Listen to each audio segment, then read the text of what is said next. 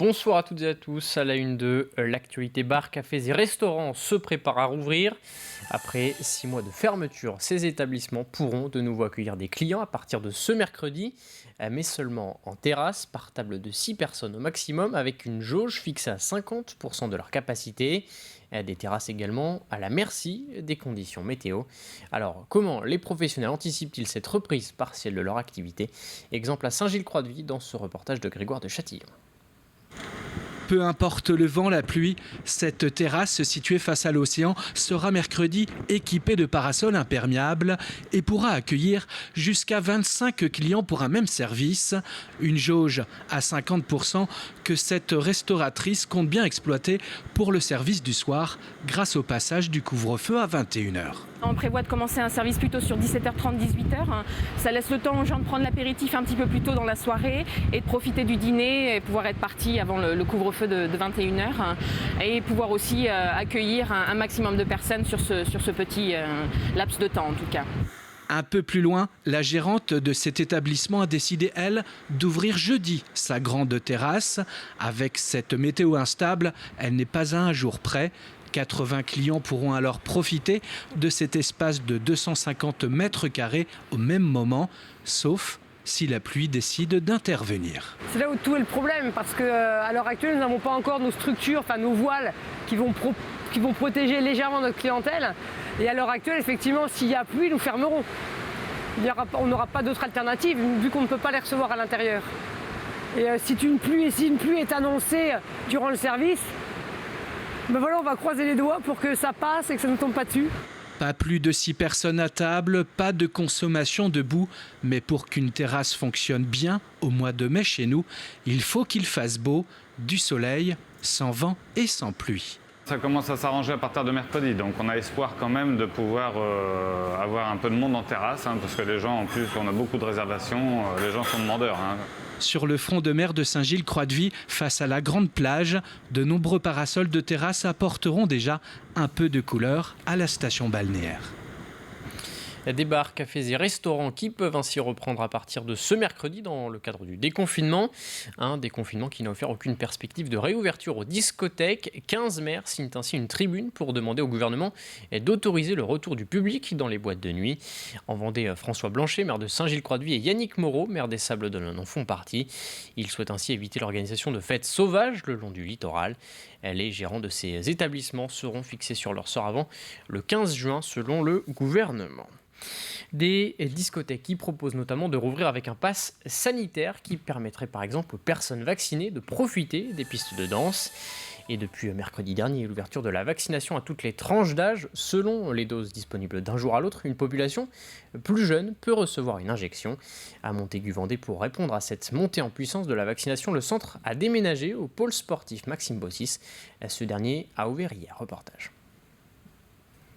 C'est une première injection pour vous. Ici, une vaccination se déroule toutes les 30 secondes, une montée en charge plus importante, mais aussi plus de jeunes. Ils ont moins de 50 ans, sans comorbidité, et sont venus recevoir leur première dose du vaccin Pfizer. 255. J'ai un enfant qui a des petits soucis de santé, donc c'était aussi pour protéger un peu. J'étais motivée pour me faire vacciner depuis le début, mais j'ai attendu sagement que ce soit le moment. Il y a des applications mobiles, par exemple, type Vite ma dose, qui permettent d'avoir des rendez-vous disponibles dans les centres de vaccination. Et les jeunes sont assez à l'aise avec ces outils et ça leur permet d'avoir des créneaux facilement dans les centres de vaccination. À tout juste 18 ans, Quentin, lui, a pris rendez-vous dès que c'était possible. Je travaille avec des enfants, donc pour moi, c'est aussi une sécurité pour moi comme pour eux. Et puis pour ma famille autour. Plus de 20 000 injections ont été réalisées depuis le 18 janvier, jusqu'à 6 000 la semaine dernière. Sur le territoire de la communauté de communes Terre de Montaigu, le pôle sportif Maxime Bossis, nouveau centre de vaccination, est désormais en capacité d'accueillir toujours plus de monde. La salle précédente où le centre était installé permettait d'accueillir jusqu'à 700-800 personnes chaque jour. Aujourd'hui, on va plutôt être sur un rythme pour la première journée à 800, mais avec une capacité de monter probablement à plus de 1200-1500, puisqu'il y a 24 postes de vaccination possibles. Un rendez-vous qui fonctionne par étapes. D'abord l'entretien prévaccinal, puis l'injection de la dose. Sinon, ça vous fait un rappel fin juin. Une fois la dose injectée, direction la dernière étape, la zone de surveillance. Le patient va y rester 15 minutes afin qu'un éventuel risque d'allergie puisse être surveillé. En politique, ouvrons une page consacrée aux élections départementales. Le scrutin, je le rappelle, se déroulera les 20 et 27 juin prochains. Dans le canton de Mortagne-sur-Sèvre, 3 binômes sont en lice. Pour la majorité sortante, Guillaume Jean, conseiller départemental sortant, maire de Malièvre et président de la communauté de communes de Mortagne-sur-Sèvre. Il se présente aux côtés de Cécile Barrault, vice-présidente sortante et maire de Cugand. Écoutez. Nous avons cette politique d'accompagnement, de découverte et de protection des espaces naturels sensibles, donc on souhaite encore l'amplifier, poursuivre cette démarche de transition écologique, de protection de l'environnement. Sur le secteur du bocage vendéen, nous avons une vraie tension sur le secteur du logement. Tension parce que nos entreprises qui souhaitent se développer ont besoin d'accueillir de nouveaux salariés. Tension aussi parce que sur un territoire très touristique comme celui-ci, nous avons une carence de logement et donc nous devons agir. Dans ce canton sont également candidats Kevin Marmin et Marie Bourdin pour le Rassemblement national, ainsi que Céline Sauvêtre et Michel Laïdi pour la gauche. Toujours à propos de ces élections départementales, direction le canton de Chaland. Désormais, le Rassemblement national y présente un binôme composé de Didier Régé-Gianas et Daniel Dauman, tous les deux retraités. Voici une partie de leurs propositions. Le retour aux 90 km/h. On a aussi un moratoire pour les éoliennes contre les lieux et Noirmoutier. Et moi, je voulais faire une brigade verte qui serait spécialisée comme en ancien temps on appelait ça le gaz champêtre. Voilà, donc il ferait tout ce qui est environnement. Et 3 autres binômes sont également candidats dans ce canton. Stéphanie Lacroix et Jacques Charrier pour une liste d'hiver droite. Éric Vrignon et Betty Grondin pour la gauche, ainsi que Nadia Rabreau et Rémi Pascreau pour une liste d'hiver droite, soutenue par la majorité sortante. Puis un dernier mot du canton de Saint-Hilaire de Riez. Le binôme du Rassemblement national se sépare. Il était composé de Marie-Christine Hébran et de Jean-Patrick Fillet, représentant départemental du parti, et également en tête de liste vendéenne au régional. Marie-Christine Hébran a ainsi annoncé son départ en raison de sa position sur la liste.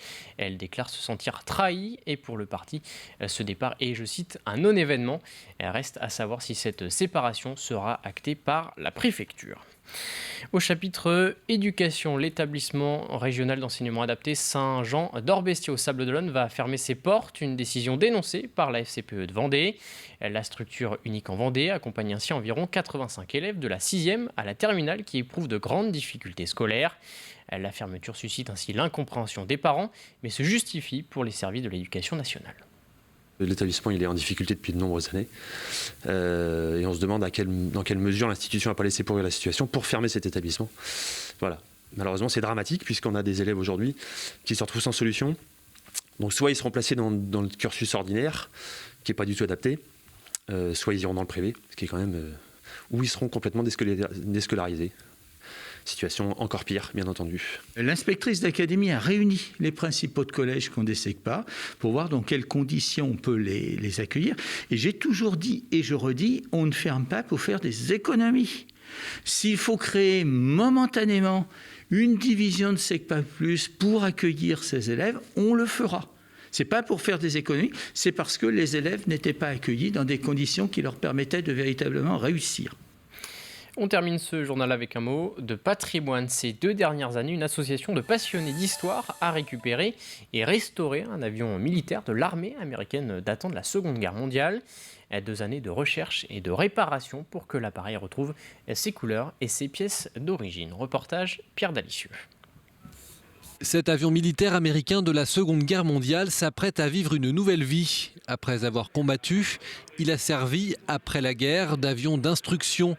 Et le voici aujourd'hui flambant neuf, après 2 ans de restauration par une poignée de passionnés. C'est plusieurs choses, c'est l'attrait de la mécanique, l'attrait de l'histoire, cette ingéniosité de mécanique de cette époque-là, et puis c'est une passion, et puis découvrir ce monde aéronautique que personnellement je ne connaissais pas, et ce fut 2 ans de reconstruction qui fut du pur bonheur. Ce Piper L4B est un modèle mythique, notamment aux États-Unis. Un appareil dont il a fallu découvrir l'histoire en faisant de longues recherches. Des recherches également pour trouver les matériaux pour sa restauration. Car cet avion-là revient de loin puisqu'il a été trouvé dans une grange à l'état d'épave. J'ai passé des nuits sur Internet à commander des pièces, à rechercher les références des pièces et tout ça, historique. Donc j'ai récupéré aussi pas mal de documents d'époque, achetés et chinés sur eBay, de manière à se rapprocher le plus possible de la vérité historique de cet avion-là. Alors c'était un travail d'enquête, oui bien sûr, passionnant parce que voilà, on découvre au fur et à mesure, on cherche de plus en plus de détails. Aujourd'hui terminé, ce Piper s'expose désormais fièrement pour le plus grand plaisir des amateurs venus jeter un œil curieux. Magnifique, hein. C'est un joli travail et puis je pense, comme je disais tout à l'heure, il faut être passionné pour faire ce genre de travail. Et félicitations à celui qui l'a fait. Je trouve ça spectaculaire, je suis vraiment ébahie par le résultat. C'est vraiment beau. C'est comme à l'époque, comme il y en a eu peu de retapés, c'est vraiment un super travail. Il est quand même super bien fait. Nous on l'a vu dans le noir du garage plusieurs fois, mais là c'est vrai qu'il est bien présenté. Ce Piper L4B va être transporté dans les prochains jours à l'aérodrome de Cholet. Une fois ses ailes montées, l'appareil devrait décoller vers début juin. Les prévisions météo pour demain et le temps sera une nouvelle fois mitigé avec des nuages le matin sur l'ensemble du département. Au fil de la journée, le soleil devrait reprendre le dessus à l'exception de l'intérieur des terres dans le sud Vendée où des averses sont attendues. Côté température, comptez entre 13 et 17 degrés pour les maximales. C'est la fin de cette édition. Merci à tous de l'avoir suivi. Très bonne soirée sur TV Vendée.